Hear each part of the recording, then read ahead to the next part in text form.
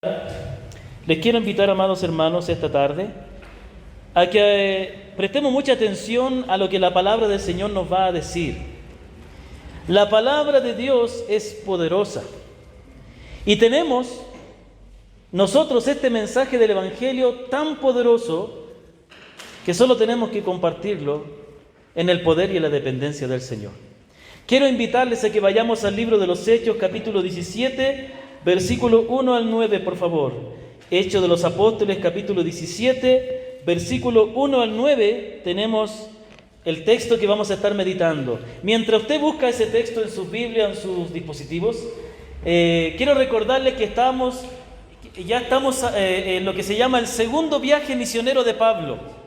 El apóstol Pablo con Silas, acompañados de Timoteo y de Lucas también, están primeramente visitaron los lugares donde Pablo había predicado en su primer viaje, y ahora están llegando a lugares donde el Evangelio no había llegado.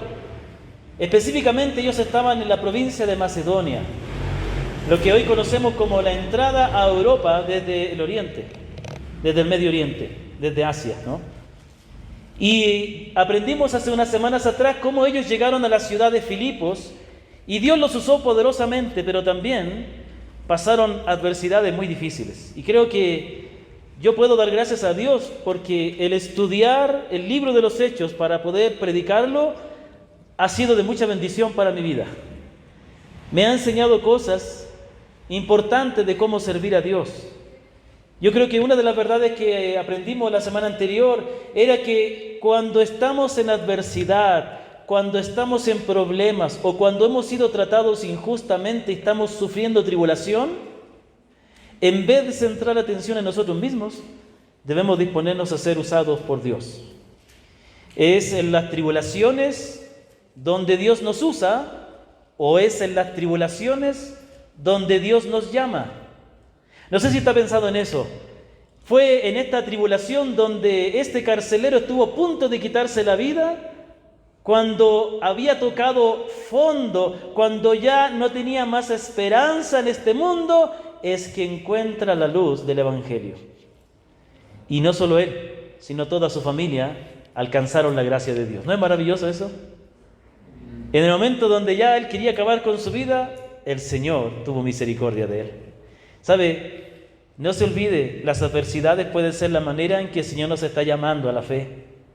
Acuérdense de muchas personas que cuando el Señor estaba ministrando aquí en la tierra, muchas personas que estaban con necesidades físicas profundas, enfermedades, padecimientos, al encontrarse con Cristo no solo fueron sanadas, no solo fueron sanadas de su cuerpo, también fueron sanadas de su alma, porque comprendieron la autoridad del Cristo que les sanó y fueron salvos. Es maravilloso, hermanos, cuando entendemos que nuestro Dios soberano está gobernando todo y todo lo ocupa para el cumplimiento de sus gloriosos, santos y buenos propósitos. ¿Amén, hermanos? ¿Están conmigo o no? ¿O están contra mí? Ok, entonces vamos a Hechos de los Apóstoles 17 del 1 al 9, y aquí tenemos algo maravilloso. Vamos a leer lo que dice la palabra. Y nos va a mostrar cómo los apóstoles llegan a otra ciudad muy importante. Anteriormente habían llegado a Filipos, ¿no es cierto? ¿Usted sabe cómo llegó el Evangelio a Filipos? El Espíritu no les permitió ir a ciertos lugares y llegaron allá, predicaron a Lidia, a su familia, después predicaron, la mujer fue liberada y después fueron a la cárcel y fue el carcelero. Bueno, ahora cuando usted lea la carta de Pablo a los filipenses, usted ya va a entender un poco mejor esa carta. Usted va a acordarse de cómo llegó el Evangelio a ese lugar. Bueno, en la Biblia hay dos cartas, la primera y segunda carta de Pablo a los tesalonicenses. Era la iglesia que se reunía en Tesalónica. Bueno, ¿cómo llegó el Evangelio a Tesalónica? Eso es lo que vamos a leer ahora.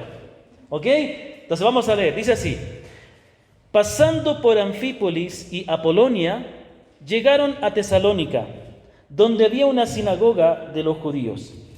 Versículo 2. Y Pablo, como acostumbraba, fue a ellos y por 3 días de reposo discutió con ellos, declarando y exponiendo por medio de las Escrituras que era necesario que el Cristo padeciese y resucitase de los muertos, y que Jesús, a quien yo os anuncio, decía él, es el Cristo. Y algunos de ellos creyeron y se juntaron con Pablo y Silas, y de los griegos piadosos tan gran número, y mujeres nobles no pocas. Entonces los judíos que no creían, teniendo celos, tomaron consigo algunos ociosos, hombres malos, y juntando una turba, alborotaron la ciudad y asaltando la casa de Jasón, procuraban sacarlos al pueblo. Pero no hallándolos, trajeron a Jasón y algunos hermanos ante las autoridades de la ciudad, gritando: estos que trastornan el mundo entero también han venido acá. A los cuales Jasón ha recibido, y todos estos contravienen los decretos de César, diciendo que hay otro rey, Jesús. Versículo 8 y 9 dice: alborotaron al pueblo y a las autoridades de la ciudad oyendo estas cosas, pero obtenida fianza de Jasón y de los demás, los soltaron. Amén. Bendito sea el Señor por su palabra. Aquí encontramos el testimonio maravilloso de cómo llega el Evangelio a la ciudad de Tesalónica. Vamos a ver que ahí se estableció una gran congregación. Después Pablo, cuando escribe su primera carta a los tesalonicenses, él va a recordar cómo el Evangelio llegó allá, cosas que en este relato no se nos dicen. Se dice que ellos recibieron la palabra en medio de gran tribulación. Y la fe de ellos fue tan fuerte que en todas las provincias alrededor se hablaba de la fe de los cristianos de Tesalónica. Aunque aparentemente el fruto no fue muy grande en ese lugar, realmente a la larga produjo una iglesia fuerte y grande. Una iglesia que llegó a ser un ejemplo para incluso otras provincias. Pero ¿cómo es que el Evangelio se establece de esa manera? Cuando yo pienso en estas cosas, cuando yo veo los testimonios de la obra de Dios en el libro de los Hechos, digo, ¿qué está pasando hoy día? Yo me pregunto muchas veces, ¿qué sucede? Porque veo personas que han escuchado el Evangelio, pero han mostrado interés, incluso han hecho una profesión de fe, han confesado públicamente, algunos se han bautizado, pero luego ya no siguen al Señor. Créame que puedo recordar muy detalladamente muchos casos de personas que por largo tiempo escucharon el Evangelio y cuando fueron bautizados, ese fue el último día que los volvimos a ver. ¿Me comprende? También en el día de hoy encontramos testimonios muy tristes de iglesias que se cierran, que no permanecen. Y encontramos ejemplos de cristianos que luego de algún tiempo, por diversas razones, se apartan, ya no se congregan, ya no sirven a Dios, y sus hijos y sus familiares ya no están en los caminos de Dios. ¿Qué sucede? ¿Por qué ocurre eso? Bueno, yo no puedo explicar por qué razón ocurre eso, pero sí puedo explicar cómo la palabra nos enseña de qué manera se planta una iglesia fuerte que resiste el paso de los años. ¿Cómo es que personas llegan a convertirse y toda su vida es transformada, de modo que, como dice Pablo a los tesalonicenses, ellos se convierten de los ídolos para servir al Dios vivo y verdadero? ¿No? Interesante, ¿no? Porque eso es lo que dice Pablo en su primera carta. Dice, vosotros os convertisteis de los ídolos para servir. No dice, vosotros dejasteis los ídolos solamente, ¿no? Hay algunos que dejan lo malo, pero tampoco se entregan al Señor. Ellos dejaron de servir a los ídolos, ya no practicaban sus idolatrías, pero ahora se entregaron con ese mismo fervor que se habían entregado a los ídolos, ahora se entregaron a servir a Dios. ¿Cómo sucede eso? Por la predicación correcta del Evangelio. Hermanos, como nosotros presentamos el Evangelio, incluso puedo atreverme a decir que va de alguna manera a determinar cómo esas personas lo entienden y cómo luego viven su fe. Si nosotros siempre estamos insistiendo a la gente que el Evangelio o que el ser cristiano es una relación personal, que una relación personal, que una relación personal, entonces la gente va a pensar solo eso y va a pasar como mucha gente hoy día que tiene una relación personal con Dios pero desconectada de la iglesia, sin servir a otros, sin ayudar al avance del Evangelio, solo pensando en ellos mismos, porque ese fue el Evangelio que les enseñaron. ¿Me comprenden? Aquí vamos a ver verdades poderosas acerca de la predicación del Evangelio, de cómo debe ser predicado, pero también del impacto que éste tiene. Primeramente vamos a ver vamos a ver la predicación del Evangelio en Tesalónica. Dice la palabra que después de pasar por varias ciudades, Anfípolis y Apolonia, llegaron a Tesalónica. ¿Sabe que la ciudad de Tesalónica en el día de hoy existe? ¿Sabe cómo se llama? Salónica. Salónica se llama en el día de hoy. Le quitaron la T. Entonces dice que llegaron, ¿y cuál fue la estrategia de Pablo? Lo que siempre hacía, ¿llegar a dónde? A una sinagoga. Era inteligente Pablo, porque Pablo sabía que aunque él fue llamado a predicar a los gentiles, la palabra dice que primeramente el evangelio debía ser presentado a los judíos, pero también era algo estratégico porque él comenzaba a predicar el evangelio con aquellas personas que ya tenían un trasfondo bíblico, que podían entender mejor y podían servir de ayuda a las personas paganas que no conocían nada del evangelio. Amén. Entonces vamos a ver que él llega y vamos a ver en primer lugar la forma en que predica el evangelio en esa sinagoga. ¿Qué dice la palabra? Versículo 2 dice que como acostumbraba fue a ellos y por 3 días de reposo discutió con ellos. ¿Sabe qué quiere decir 3 días de reposo? Por 3 sábados. ¿Qué significa eso? Por 3 semanas estuvo ahí predicando el evangelio. Este detalle es muy importante. Si la Biblia lo puso es porque algo quiere enseñarnos.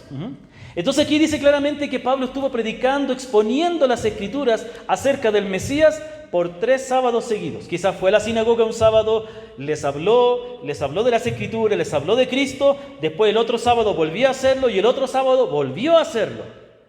3 sábados seguidos. Y sin contar las veces que él predicó entre semana a otras personas en otro tipo de reuniones que la palabra de Dios no nos relata.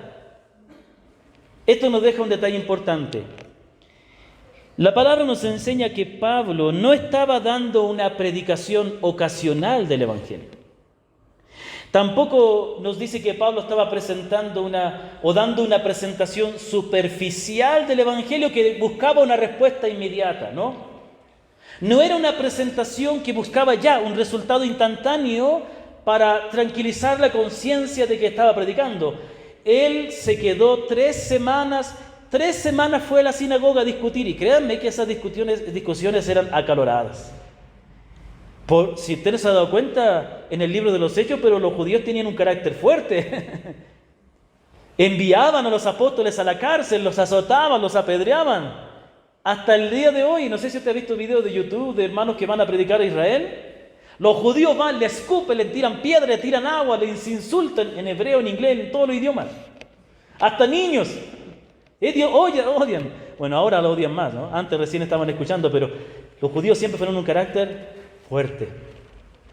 Y entonces por 3 semanas, ¿qué nos enseña esto aquí?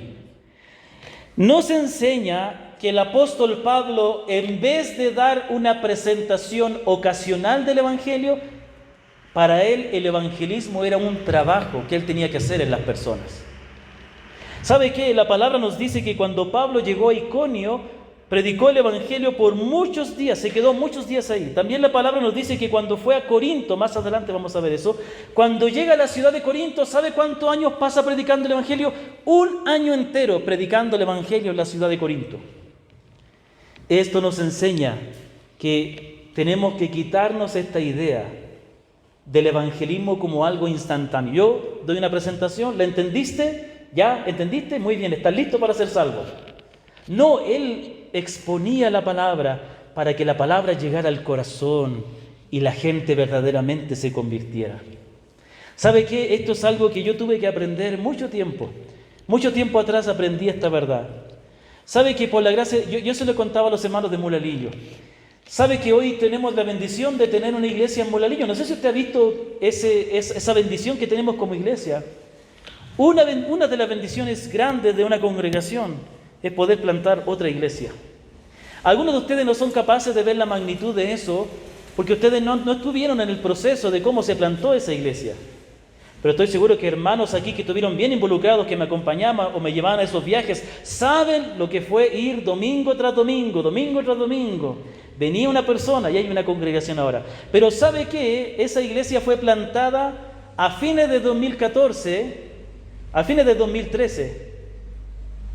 y a comienzos de 2015. ¿Sabe cuánto? Cuando visitamos Molalillo, estuvimos un año entero, escúcheme, un año entero predicando solo el Evangelio, solo las verdades de la salvación, solo del pecado, solo de la obra de Cristo, solo sobre los atributos de Dios, solo sobre el arrepentimiento, solo sobre la fe, en noviembre de 2014. Y en junio de 2015 se bautizó mi hermano Edison, mi hermana Blanquita, mi hermana Lidia, mi hermana Dayana, y ellos nunca habían pisado una iglesia evangélica. Y mi hermana Blanquita tenía 84 años. Juntamente con ellos se bautizó Ingrid y el hermano Héctor, que ellos ya habían ido a una iglesia antes. Un año entero, después de muchos meses visitando el lugar, ¿sabe lo que pasó?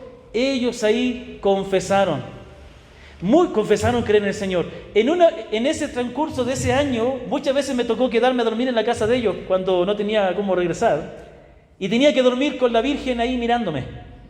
Yo agarraba a la Virgen y la daba vuelta, porque no me gustaba cómo miraba. Aún ellos, con su idolatría, seguían escuchando la palabra, seguían. Solitos se deshicieron de sus ídolos y entregaron su vida al Señor. Y ahora hay una iglesia que, a pesar de todas las tormentas que hemos pasado, se mantiene firme ahí. No, yo no les expliqué una presentación bonita para luego hacerles que repitan una oración. Yo les prediqué, les enseñé, les llamé al arrepentimiento, les llamé a la fe, y solo comenzaron a confesar su fe, solo comenzaron a querer obedecer a Dios, solitos pidieron ser bautizados cuando aprendieron lo que era el bautismo. ¿Se acuerdan los hermanos de Pelileo? Estábamos ayer hablando con los hermanos del curso de membresía, ¿no es cierto? ¿Se acuerdan los hermanos de Pelileo o no? Está bien que hace tiempo que se fueron, pero no nos olvidemos de ellos, ¿no es cierto? ¿Se acuerdan que eran tantos que cuando ellos faltaban, la mitad de la iglesia faltaba? Eran como 15, 16 personas. Ellos estuvieron por 3 años buscando una iglesia bíblica. Aunque ellos nadie les había enseñado, ellos tenían discernimiento. Iban a una iglesia, no les cuadra, iban a otra, no les cuadra. Llegaron a nuestra iglesia y encontraron que era lo que ellos estaban buscando. Llegaron un domingo. Les dije que el miércoles había estudio. Llegaron el miércoles al estudio, a la oración, ¿se acuerdan? Cuando estábamos en la Chiris. Esa fecha llegaron ustedes también. Y después el jueves fui a visitarles. Y desde ese jueves que ellos llegaron, estuve un año entero visitando todos los jueves Pelileo. Después de ese año, 10 personas confesaron su fe en el bautismo. ¿Y a dónde me pidieron que les bautice? En Macas. Allá a Macas nos fuimos a bautizar. ¿Se acuerdan? Tenemos la foto de ellos, ¿no? En el río. Lastimosamente por la pandemia ellos tuvieron que emigrar. Si no, ya hubiera habido una congregación ahí.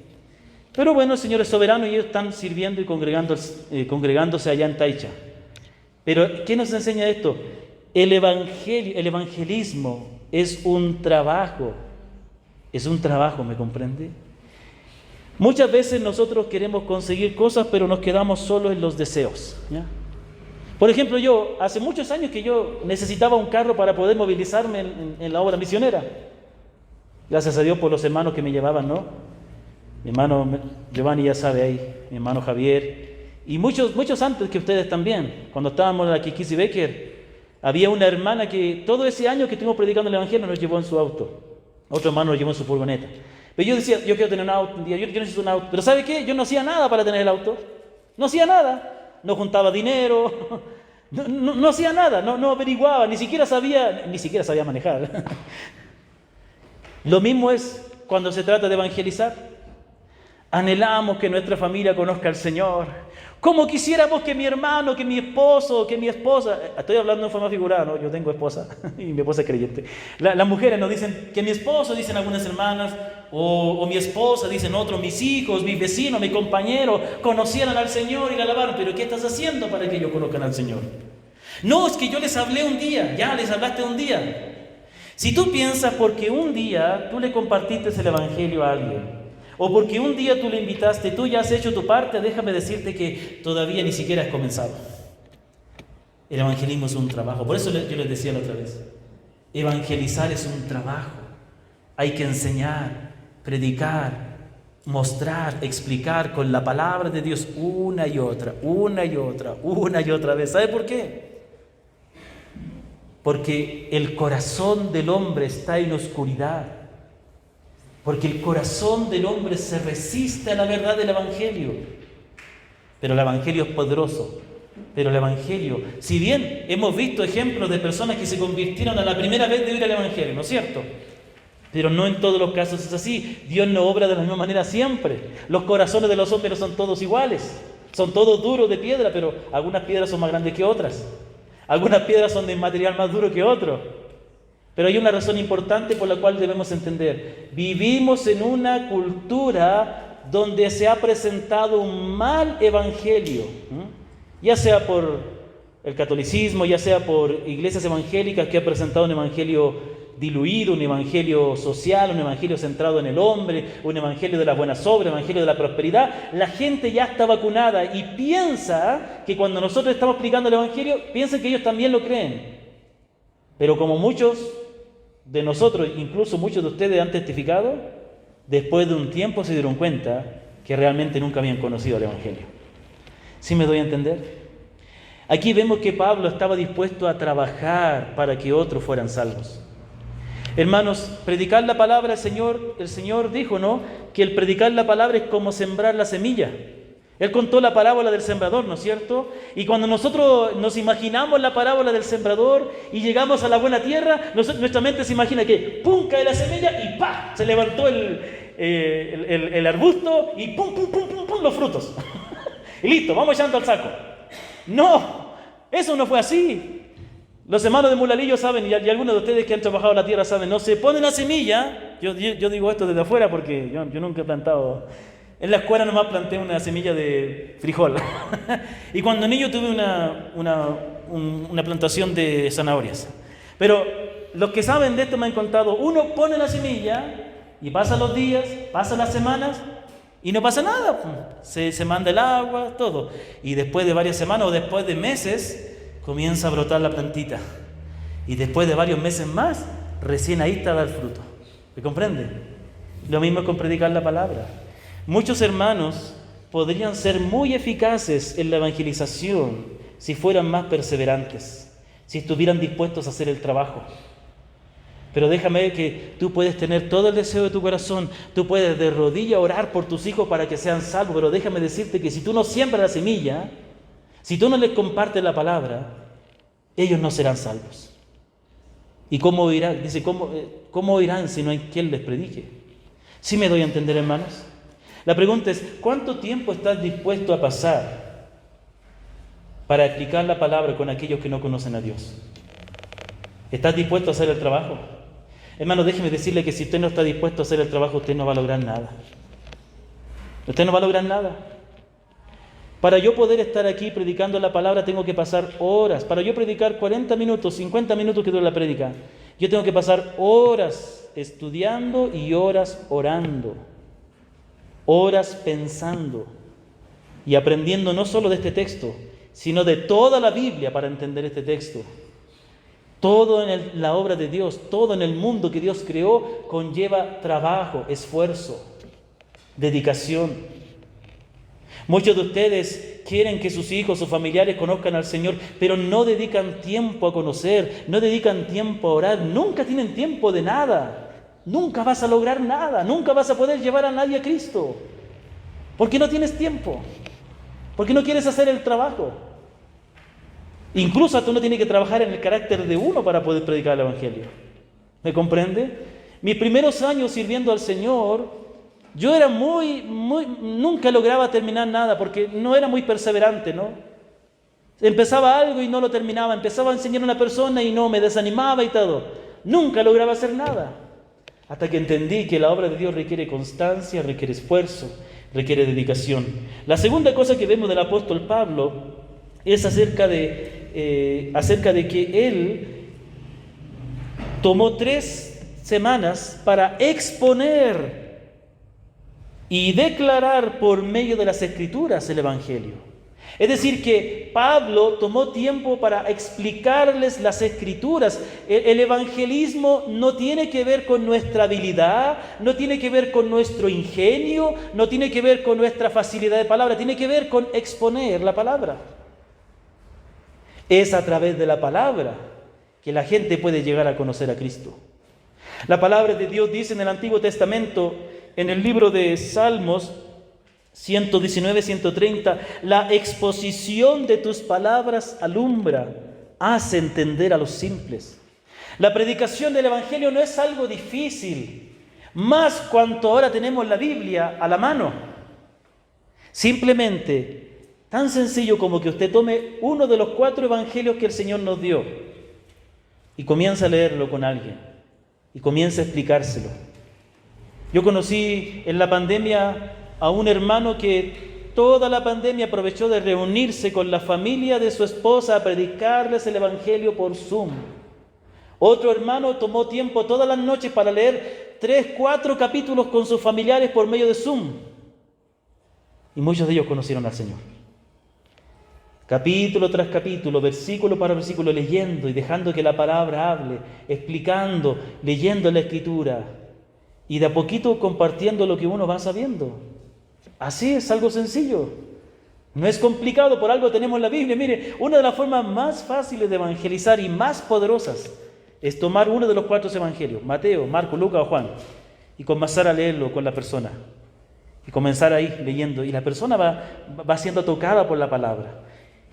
La palabra de Dios dice que la Biblia dice que la palabra de Dios es viva y eficaz y más cortante que toda espada de 2 filos, que penetra hasta partir el alma y los tuétanos y discierne los pensamientos y las intenciones del corazón. Solo es la palabra de Dios la que puede sacar a la luz el pecado. Pero también es solo la palabra de Dios es la que puede revelar correctamente a Cristo. El Señor Jesucristo dijo: escudriñad las Escrituras, porque a vosotros os parece que en ellas tenéis la vida eterna, y ellas son las que dan testimonio de mí. La palabra dice que las Escrituras dan testimonio de Cristo. Cuando usted comparte la palabra, cuando usted comienza a leer la palabra de Dios, ahí la gente va a ver a Cristo. Y eso es lo que necesita la gente para ser salvo: ver a Cristo, oír a Cristo. Entonces, en este punto yo quiero decir, hermanos, esto nos enseña que si queremos que otros conozcan al Señor, debemos darnos el trabajo de exponerles las Escrituras. Debemos pasar tiempo preparándonos y debemos pasar tiempo enseñando la palabra, leyendo la palabra, exponiendo la palabra a nuestros familiares, amigos. Para esto hay que hacer el trabajo y ser perseverante. Si usted piensa que porque ha compartido la palabra una o 2 veces y ha tranquilizado su conciencia, no es así. Uno no predica el Evangelio para tranquilizar su conciencia. Tampoco uno predica el Evangelio por miedo. Uno predica el Evangelio porque uno quiere que otros conozcan al Señor. Porque Dios quiere usarnos a nosotros. El evangelismo es un trabajo que debemos hacer en las personas, mayormente en esta época donde hay tanta mala doctrina. Es un trabajo. Si quiere que otros sean salvos, tiene que estar dispuesto a hacer el trabajo. ¿Me comprende? ¿Amén? ¿Están conmigo o no? La segunda cosa que podemos ver en cuanto a la predicación es el contenido. Ya Pablo pasó tiempo exponiendo las Escrituras, 3 semanas, en otros lugares pasó 1 año, en otros menos, no sé. Aquí dice que pasó 3 semanas, pero ¿cuál era el contenido de lo que él habló?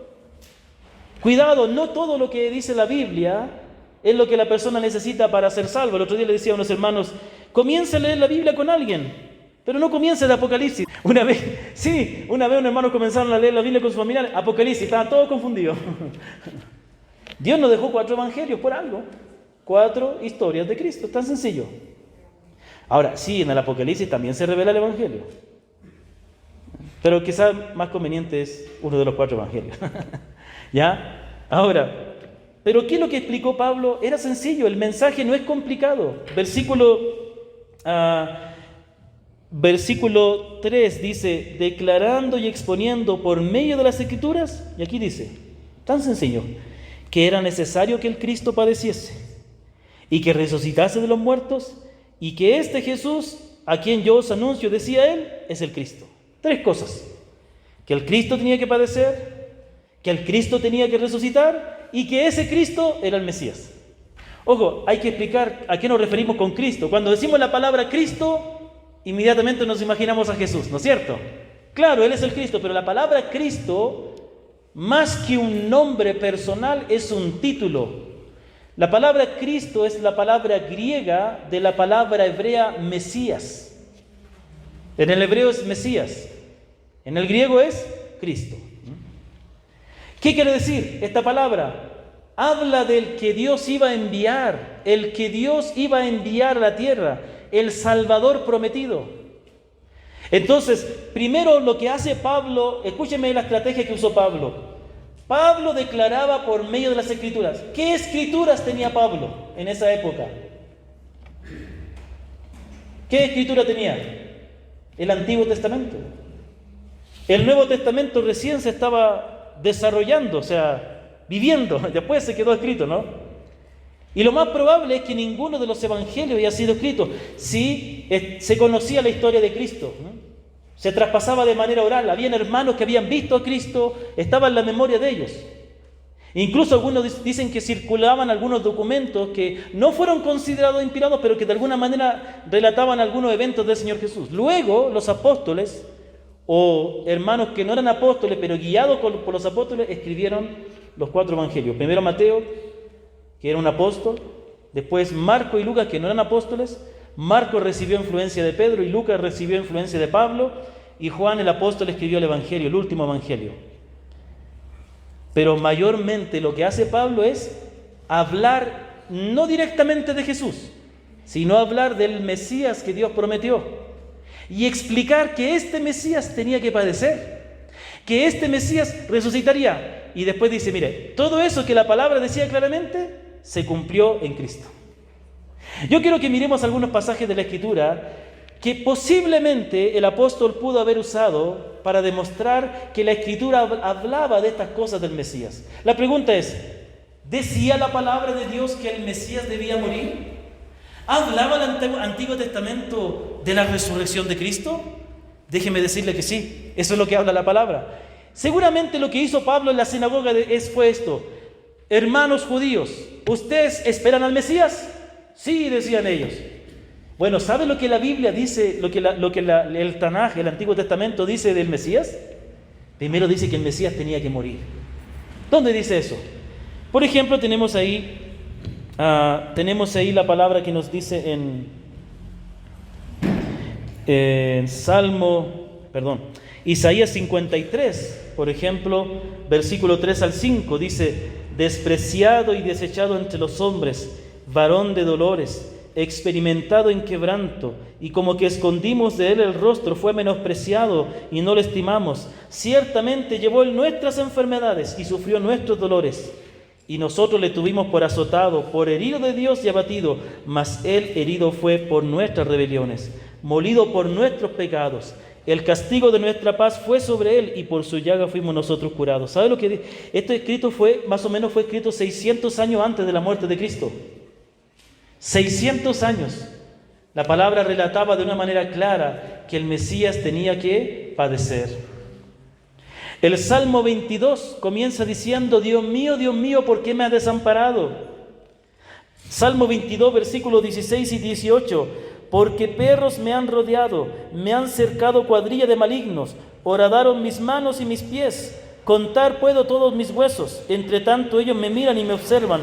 Repartieron sobre mí mis vestidos, y sobre mi ropa echaron suerte. ¿Sabe qué? Cientos de años antes de que el Señor fuera llevado a la cruz, cientos de años antes de que lo clavaran sus manos y sus pies, cientos de años antes que repartieran los soldados romanos su vestidura, la palabra decía que eso iba a suceder. Pablo les dijo: hermanos, tengan en cuenta que el Mesías que ustedes esperan, que esperamos como nación, dice la palabra, que tiene que padecer, tiene que morir por nosotros.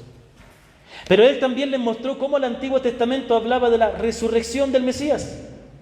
Entonces la palabra decía en el Salmo 16, versículo 10, es David el que está hablando, y habla de cómo Dios le iba a proteger de sus enemigos. Pero mire lo que dice David: porque no dejarás mi alma en el Seol, ni permitirás que tu santo vea corrupción. Eso dijo David de sí mismo. Esa es la confianza que David tenía. Señor, tú no permitirás que yo permanezca en el lugar de los muertos. Pero ¿sabe qué? Todavía David está en el lugar de los muertos, y de su cuerpo ya no queda nada. De su cuerpo ya no queda nada. Entonces, ¿qué pasó? ¿No se cumplió lo que Dios prometió a David? No, es que no era para David, era para otro mayor que David. Estas palabras se referían al Mesías. Dice la palabra que el Mesías no iba a permanecer en la muerte y que su cuerpo no iba a haber corrupción. Interesante, ¿no? El Señor resucitó al tercer día, justo cuando el cuerpo ya se comienza a descomponer. Antes que su cuerpo comenzara a descomponerse, dice la palabra que Él resucitó. También la palabra nos dice en Isaías 53, 10 al 12, con todo eso Jehová quiso quebrantarlo sujetándole a padecimiento. Cuando haya puesto su vida en expiación por el pecado, verá linaje, vivirá por largos días, y la voluntad de Jehová será en su mano prosperada. Verá el fruto. Mire qué hermosas palabras. Dice que el Señor, después de haber puesto su vida, vivirá por largos días. Habla de la resurrección. La voluntad de Jehová será en su mano prosperada. Es decir, los planes de Dios se concretarán en Él. Y después dice versículo 11, verá el fruto de la aflicción de su alma y quedará satisfecho. ¿Sabe cuál es el fruto de la aflicción del alma de Cristo? ¿Cuál es el fruto de la aflicción de Cristo? ¿Cuál cree? Nosotros los creyentes. Usted que ha confiado en Cristo, usted que ha sido transformado y perdonado, usted es fruto de la aflicción de Cristo, de su aflicción, de su dolor. El fruto es vidas transformadas, vidas dedicadas a Dios, vidas redimidas. ¿Me doy a entender? Después dice versículo 12, por tanto yo le daré parte con los grandes y con los fuertes repartirá despojos, por cuanto derramó su vida hasta la muerte y fue contado con los pecadores, habiendo él llevado el pecado de muchos y orado por los transgresores. Y ahí está otra profecía, ¿no? El Señor oró por los que le crucificaban. Entonces, ¿qué está diciendo? El apóstol Pablo dice, hermanos judíos, estoy más o menos imaginando lo que él haría, ¿no? Esperamos al Mesías, pero entiendan, el Mesías que nosotros esperamos, dice la palabra que tenía que padecer, tenía que morir por nosotros, pero que habiendo muerto, ese Mesías resucitaría para no morir nunca más, resucitaría victorioso, tendría todo el poder, toda autoridad. Pero eso se cumplió en Jesús de Nazaret, eso se cumplió en este Jesús. Y ahí dice, mire, Jesús fue entregado a la muerte, Jesús fue horadado sus manos y sus pies, Jesús fue puesto una corona de espina, a Jesús se le quitó la ropa, se le desnudó y la ropa se le echó suertes. Y este Jesús fue puesto en una tumba y al tercer día resucitó y nosotros somos testigos, porque Pablo también vio al Señor resucitado, se le apareció. Y entonces ahí es donde él muestra con las Escrituras, con la palabra, con la Biblia, que Cristo era el Mesías y que por lo tanto podían confiar en Él. ¿Es algo complicado esto? Por un lado requiere que nosotros conozcamos la Escritura, pero por otro lado no es algo complicado porque simplemente dejar que la palabra de Dios hable. Hermanos, lastimosamente en el día de hoy hay mucha gente vacunada contra el Evangelio verdadero porque han recibido un mal Evangelio. Dios tiene un propósito para tu vida, pero tú no puedes disfrutar de ese propósito porque eres pecador. No, ese no es el problema. Claro, Dios tiene un propósito, eso es obvio. Pero el problema no es ese, el problema es que Dios es santo y tú has quebrantado la ley de Dios. Tú has desobedecido, has vivido en rebeldía, Dios ha vivido a tu manera, te has dejado llevar por tus deseos, pero Dios ha tenido misericordia y ha enviado a Jesucristo. Y Jesucristo dice que tú creas en Él, pero tienes que arrepentirte. A veces decimos, no, Dios te ama como eres. Mentira. ¿Por qué si Dios te ama como eres, para qué quiere cambiarte? Yo podría decirle a mi esposa, mi amor, si usted me ama como soy, ¿por qué quiere que cambie? Es que la Biblia nos dice que Dios nos ama como somos. La Biblia dice que nos ama a pesar de cómo somos, pero Él quiere transformar nuestra vida. Por este evangelio mal predicado es que mucha gente piensa que confía en el Señor, pero nunca se han arrepentido, siguen amando el pecado, siguen viviendo su vida para sí mismos. El Evangelio verdadero dice, Cristo es tan valioso, Él te puede perdonar, Él te puede dar vida nueva, Él te puede llevar a cielo nuevo y tierra nueva, pero tú debes confiar en Él con una fe que le considera a Él lo más importante. Tú tienes que negarte a ti mismo, renunciar a una vida dedicada a ti mismo para vivir para Él como lo más importante. Ese es el Evangelio. Ese es el Evangelio que lleva a personas a entregarse por entero a Cristo. ¿Me comprende? Necesitamos hacer como Pablo, predicar el Evangelio que está en las Escrituras, no en las frases bonitas de los predicadores, no en las frases de los cantantes cristianos que de teología saben lo que yo sé de mecánica, nada. ¿Sí? Lastimosamente la mayoría de los cantantes cristianos no tiene idea de la palabra de Dios, pero ese es el Evangelio que predicamos. Es el Evangelio que predicamos muchas veces. No un Evangelio, no un mensaje que nosotros compartimos que fluye del conocimiento que Dios nos ha enseñado en la Escritura, sino de las frases que repetimos de otros que predican la palabra. Y como son frases bonitas, nosotros las usamos, ¿no? No, el cristianismo no es una religión, es una relación personal con Dios. Déjame decirte que la palabra religión significa relación. Es lo mismo, pero no es una relación personal solamente. Es que Dios te llama a ser parte de su pueblo, que Dios te llama a ser parte de su rebaño, que Dios te llama a ser parte de tu familia, que Dios te dice, arrepiéntete de vivir para ti mismo y ven al reino de Dios para vivir una vida de servicio al prójimo. Eso es lo que aprendimos ayer en la clase de membresía, ¿no?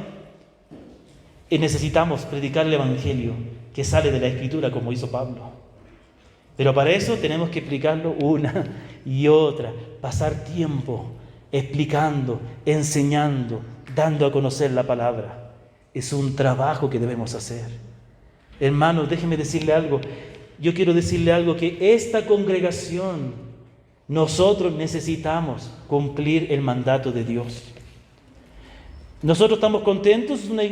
Sí, esta iglesia es una iglesia bíblica. Sí. La alabanza es tranquila, puedo entender lo que estoy cantando. Así me dijo una vez un hermano, ¿no? En esta iglesia puedo entender lo que canto. Se escucha, se entiende, ¿no? ¿Ya? Se lee la palabra harto en el culto. Me acuerdo que había un amigo italiano que me acompañaba al culto. Él nunca se convirtió, pero él venía y le gustaba estar en el culto. Y un día él me llevó en su auto a predicar a otra iglesia. Y cuando llegamos allá le digo, ¿qué te pareció? No, falta Biblia. Dice, en nuestra iglesia hay más Biblia. Me encantó esa identidad que él tenía, pero lamentablemente nunca él entregó su vida al Señor. Él venía porque le gustaba sentirse bien con la gente, le gustaba el compañerismo. Y eso es algo bueno, pero faltaba dar el paso de lo más importante, que es la salvación. Entonces ya decimos, esta iglesia es bíblica y todo, ¿sí? Pero mientras nosotros no estemos predicando a otros el Evangelio, tampoco estamos actuando bien. No estamos bien como iglesia si Dios no nos está utilizando para que personas conozcan al Señor. El Señor dijo, ir y predicar el Evangelio. Pero eso tiene que ver porque tenemos que estar dispuestos a hacer el esfuerzo. Dios nos ha enseñado. Es lindo ver hermanos que abren sus casas para que la palabra de Dios sea compartida. Bueno, eso es un esfuerzo que hay que hacer. Hay hermanos que van preparados para que en el tiempo de las células de los grupos pequeños compartir la palabra para hacer edificación. Eso requiere esfuerzo y está dando resultados. Hay hermanos que están más unidos, están creciendo en la fe, muchos. Pero también requiere esfuerzo invitar a otras personas. Algunos dicen, bueno, el pastor dijo que había que invitar y ya invité, ya.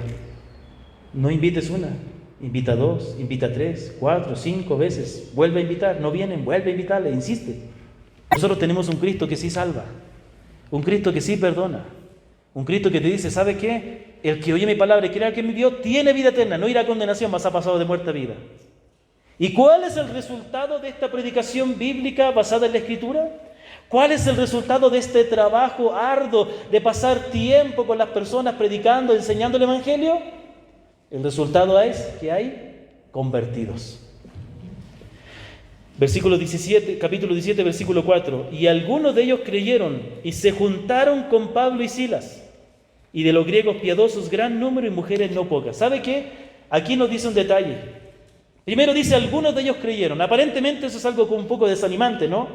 De toda la sinagoga, algunos creyeron, pero algunos judíos. Pero muchos griegos y gentiles creyeron. Muchas mujeres nobles incluso, dice. No pocas, varias. De modo que Dios estaba obrando. Y aunque Pablo predicó a los judíos, Dios estaba obrando en gentiles. Pero ¿sabe que aquí hay un detalle que dice algo muy importante? Algo que acompaña a alguien que verdaderamente cree. ¿Qué pasa cuando una persona cree? Versículo 4, y algunos de ellos creyeron y se juntaron con Pablo y Silas. ¿Sabe que esta pequeña frase ya nos puede decir que a lo mejor ese es el comienzo de una iglesia? Pablo fue a la sinagoga una y otra vez, pero muchos de ellos que creyeron empezaron a reunirse con Pablo y con Silas. Empezaron a buscarles, querían aprender más, querían conocer más, querían estar con ellos. Ese es el nacimiento de una iglesia. ¿Sabe cómo nace una congregación? Cuando Dios obra en la vida de personas que se convierten y ellos anhelan estar pasando tiempo juntos para aprender, para recordar a Cristo, para adorarle. Ese es el nacimiento de la iglesia en Tesalonicenses, lo más probable. Es que después de estas 3 semanas hubo un grupo de personas, tanto judíos como griegos, que se empezaron a juntar con Pablo y con Silas y comenzaron a reunirse. Esto es algo interesante, hermanos. La palabra de Dios dice que la verdadera conversión va acompañada de la iglesia. La iglesia juega un papel importante en la evangelización. En el día de hoy hay ministerios paraeclesiásticos. ¿Qué son los ministerios paraeclesiásticos? Son organizaciones cristianas que trabajan para ayudar a la iglesia. Pero ¿cuál es el problema? Son de mucha bendición. Nosotros hemos sido bendecidos por organizaciones como esas. Pero el problema es que si no se enfocan bien, ellas pueden tomar el lugar de la iglesia. Y la iglesia puede descansar demasiado en ellos. La palabra dice que el evangelismo va directamente unido a la iglesia. Muchas veces yo estuve aprendiendo cuando era joven acerca de las grandes campañas de los evangelistas y veía que ellos tenían una estrategia, ¿no?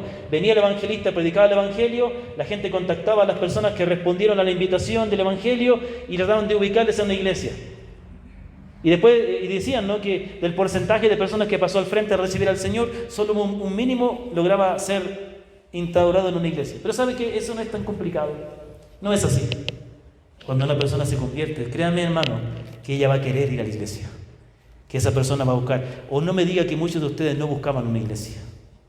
O no me diga que ustedes, a pesar de que fueron defraudados en sus iglesias, a pesar de que ustedes incluso hasta fueron tratados mal en la iglesia, todavía están queriendo venir a la iglesia. ¿Sí o no? Porque el creyente está unido a sus hermanos. Y termina el relato hablándonos de la oposición. Dice que finalmente los judíos que no creyeron se pusieron celosos y tomaron a un grupo de desocupados que estaban por ahí, de ociosos, dice la palabra, y fueron a la casa de Jasón. ¿Sabe por qué? Porque Jasón era un tesalónico, uno que vivía en Tesalónica, que hospedaba a los misioneros. Interesante, ¿no?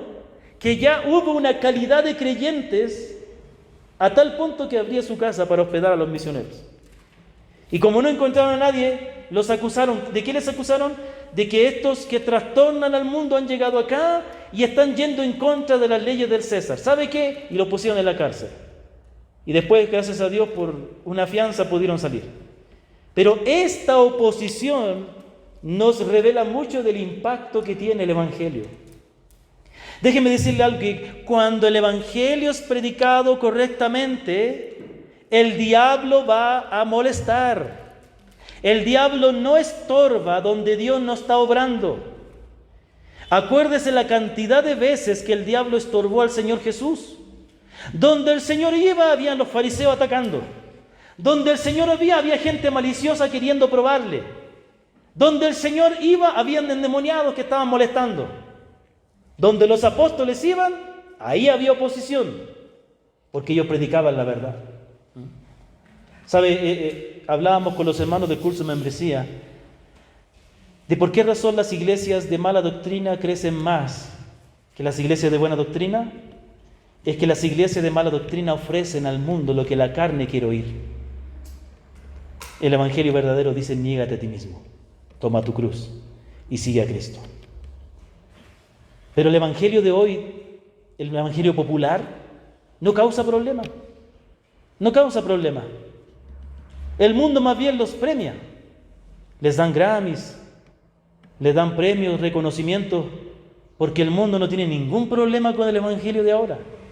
No es un evangelio que ofende, no es un evangelio que molesta, es un evangelio que hace sentir bien al hombre, hace que tú seas el centro, tú puedes ser exitoso, Dios te ama como eres, Dios quiere algo grande para tu vida, Dios quiere que tú seas... ¿Sabe qué? Dios se baja de su trono y te pone a ti a Él, ahí te pone en el trono. Eso es lo que es el evangelio. Pero eso no es el evangelio de la Biblia. En el evangelio de la Biblia, Cristo es el que dice: el que no come mi carne y mi sangre no puede ser mi discípulo. Cuando el Señor dijo esas palabras, mucha gente ya no le siguió. Mucha gente ya no le siguió. ¿Cómo es este evangelio? Primeramente, es un evangelio que no pudo ser refutado por la Biblia. Dice que los judíos, la única manera de enfrentar oposición fue levantando acusaciones falsas. No es que los judíos dijeron: no, la Torá, el Tanaj, los profetas dicen esto. Ellos no dijeron eso. Nunca. Porque el evangelio no hay cómo contradecirlo, porque eso es lo que la palabra de Dios dice. Entonces, cuando el evangelio no puede ser contradecido por la Biblia, entonces el enemigo tiene que tomar por la fuerza. Tiene que usar la fuerza. Lo interesante, ¿no? Dice que estos judíos fueron a la casa de Jasón y lo metieron en la cárcel. ¿Y sabe lo que dijeron? Los judíos. ¿Sabía usted que los judíos odiaban a los romanos? Sabían que los judíos odiaban a los romanos, pero ahora no. Ahora los judíos se volvieron lealtad y dijeron: estos cristianos están ofendiendo a nuestro emperador. Van en contra de las leyes del emperador. Miren la hipocresía de ellos, de sus corazones. El evangelio era tan poderoso que ellos no pudieron rebatirlo con la palabra. Tuvieron que usar métodos carnales para combatirlo y no pudieron. La segunda cosa que vemos aquí, antes que se me queden dormidos, la segunda cosa es que, se me fue aquí, que era un mensaje que causó disgusto en los que no creyeron. ¿Sabe qué? Dice versículo 5 que los judíos que no creían tuvieron celos. ¿Sabe? Déjeme decirle, Cristo, cuando es presentado correctamente, siempre va a sacar a la luz el pecado de los hombres. ¿Sabía usted eso? Cuando Cristo es presentado correctamente, el pecado sale a la luz para bien o para mal. ¿Qué se dice de Jesús? Que Él es la luz del mundo. Y la luz vino al mundo, pero los hombres amaron más las tinieblas que la luz, porque sus obras eran malas. Porque todo aquel que hace lo malo no se acerca a la luz, para que sus obras no sean arrepentidas, para que sus obras no sean reveladas. La luz tiene la propiedad de alumbrar, ¿no? De mostrar lo que no se ve. Cuando Cristo es presentado correctamente, el pecado del hombre sale a la luz. Y eso puede ser para bien o para mal. Puede ser para bien para los que se arrepienten. Cuando el evangelio es presentado, el hombre es llevado al arrepentimiento, al reconocer su pecado. O puede ser que ese pecado te lleva a rechazar más a Cristo. En este caso, hubieron personas que se convirtieron porque reconocieron su pecado y confiaron en este Mesías que es Jesús. Pero estos otros, dice que una vez que escucharon de Cristo, su celo, su enojo, su amargura salió a la luz y se fueron en contra de Cristo. Una forma de expresarlo es como la palabra dice en otra parte de la Escritura, que Cristo es como una piedra, es como una roca. Dice Primera de Pedro que Cristo es la roca. Y la roca, dice la piedra angular, ¿no es cierto? ¿Sí han visto eso? Entonces, era como una roca. Imagínense que usted, mírenme todos aquí, imaginen que usted tiene una piedra aquí, una roca, como la roca que hay en los ríos de baños del Río Negro, esas rocas grandes. Esa piedra te puede servir para dos cosas. O tú te puedes apoyar en ella, o tú te puedes parar encima de ella y mantenerte firme, o tú puedes tropezar en ella. Así es Cristo. O tú te paras encima de Él confiando en Él, o tú te sostienes en Cristo y confías en Él, o tú le rechazas y tropiezas en Él. Pero no vas a quedar igual. Nunca vas a quedar igual cuando te encuentras con Cristo. Nunca quedas igual. O Cristo es aquel en el cual te apuesta tu confianza y descansas, o tú te rebelas contra Él, pero Él te va a hacer caer. Y va a salir a luz tu amargura, y va a salir tu odio, y tu condena va a ser peor. Cristo es la piedra, Cristo es aquel que revela el pecado.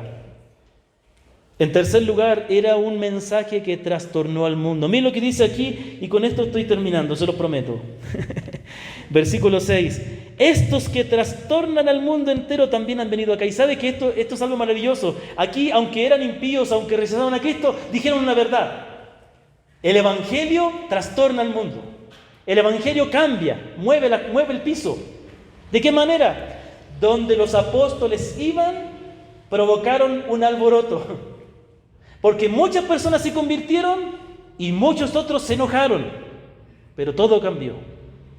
Pero en cierta manera lo que ellos dicen se cumple a lo largo de la historia. La palabra nos enseña que el Evangelio es tan poderoso que cambió toda la historia. No sé si se ha dado cuenta, pero la historia de la humanidad está dividida en antes y después de Cristo. Aún los ateos más feroces, aún los ateos más religiosos, porque el ateísmo es una religión, aún los ateos más fanáticos tienen que sujetarse a la regla de contar los años antes o después de Cristo. Y ya nadie puede cambiar eso. ¿Alguien puede cambiarlo? No, ahora vamos a contar los años diferentes. Ya, desde ahora en adelante no vamos a contar los años así.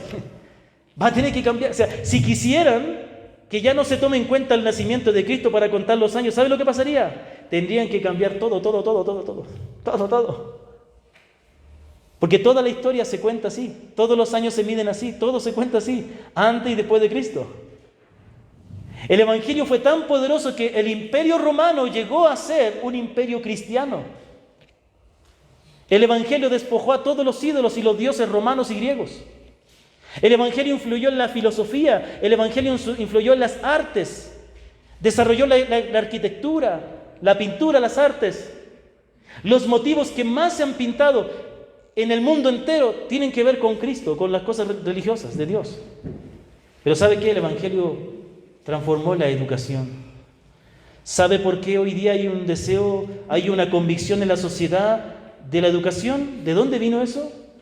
Vino del cristianismo. Primeramente, en los primeros siglos del cristianismo era la iglesia la única que instruía, daba un tipo de instrucción a la gente, el catecismo, la enseñanza. Luego en la Reforma, en la Edad Media, la mayoría de la gente aún no sabía leer y recibía lo que les decía la iglesia. Y los reformadores se dieron cuenta que la gente no tenía la Biblia en su idioma. ¿Y qué hicieron? Martín Lutero y otros más, antes que él y después que él, tradujeron la Biblia al idioma del pueblo. ¿Y qué pasó? Las iglesias comenzaron a enseñar a leer a la gente para que pudiera leer la Biblia. ¿Cuál es la universidad más famosa del mundo, Andrés? Harvard. ¿Sabes cómo comenzó Harvard? Como un seminario para preparar pastores. ¿Sabe cuál fue la primera biblioteca que tuvo Harvard? La biblioteca de un pastor llamado William Ames. William Ames era un pastor de Inglaterra. Escribió una teología sistemática que se llama La Médula de la Divina Teología. Yo tengo en digital, muy bonita. Está traducida al español. Ese hermano tenía una biblioteca muy amplia. Y en esa época donde él vivió era donde la gente comenzó a viajar a Estados Unidos, los peregrinos que comenzaron a ir a Estados Unidos. Y cuando él murió, sus familiares llevaron todos sus libros hacia Estados Unidos y esa fue la primera biblioteca que tuvo la Universidad de Harvard. ¿Me doy a entender? ¿De dónde viene la idea de los derechos humanos? Déjeme decirle que no viene del mundo, porque para el mundo somos animales. Simplemente somos animales más fuertes. Ahí tenemos una jauría de perros. ¿Quién va a resistir? El perro más fuerte. Ese se queda con la hembra y resiste. ¿Ah? Para el mundo que no cree en el creacionismo, en la creación de Dios, nosotros somos animales más evolucionados. Por lo tanto, si hay que matar a otro para sobrevivir, lo importante es que el fuerte gana, ¿no es cierto? Porque somos animales. La palabra dice no, dice que fuimos creados a la imagen y semejanza de Dios. Entonces, la influencia que el cristianismo ha tenido en el pensamiento del mundo es importante, es impresionante. Quitemos a Dios, quitemos la enseñanza de la Biblia y no hay razón para tener derechos humanos. No hay razón para tener leyes, no hay razón para saber lo que es bueno y lo que es malo. Cada bueno considerará lo que es bueno de acuerdo a lo que piensa, si sacamos a Dios y la Biblia. ¿Me doy a entender? ¿Sabía usted que los mayores tratados de paz, dónde se firman los mayores tratados de paz en el mundo? En la ciudad de Ginebra. Y la ciudad de Ginebra fue una ciudad completamente cristiana en el tiempo de Juan Calvino. ¿Me comprende? El Evangelio trastorna el mundo. Y ese es el Evangelio que usted y yo tenemos. El Evangelio, dice la palabra, es poder de Dios para salvación. No somos vendedores que buscamos convencer a la gente. Yo muchas veces al predicar el Evangelio, por un mal entendimiento del Evangelio, me sentía como un vendedor que trataba de convencer a la gente, porque usaba mis palabras, porque usaba mis habilidades. Pero cuando entendí que el Evangelio es predicar la palabra, ahí entendí que ahí está la autoridad de Dios. Y ahora yo simplemente digo, esto es lo que dice la palabra de Dios. Y dejo que la palabra hable. Y cuando dejamos que la palabra hable, hermanos, la palabra trastorna, transforma el mundo entero. Hermanos, déjenme decirle algo. Todavía en el Ecuador, el Evangelio no ha tenido un impacto poderoso. Porque el evangelicalismo que llevó a Ecuador, primero llegó un catolicismo con un evangelio pervertido, lo sabemos, ¿no es cierto? Pero segundo, el evangelicalismo que llegó fue un evangelicalismo con un mensaje del evangelio diluido, centrado en el hombre. Pero prediquemos el evangelio de la autoridad de Cristo. Prediquemos el evangelio de este Cristo que padeció y que resucitó y que tiene toda la autoridad y que manda a los hombres que se arrepientan. Prediquemos este evangelio que llama a los hombres a negarse a sí mismos para entregarse por entero a Cristo. Y créame que el mundo, que nuestro país, nuestra ciudad, va a ser transformada para la gloria de Dios. Amén, hermanos. ¿Qué tenemos que hacer? Tenemos este tesoro poderoso. Tenemos una bomba en nuestras manos. El evangelio. Haga el trabajo. Haga el esfuerzo de compartirlo, de enseñarlo a otros. Y verá que Dios le utilizará. Y Dios será glorificado cuando Cristo sea presentado correctamente. Amén, hermanos. Pongámonos de pie y démosle gracias al Señor.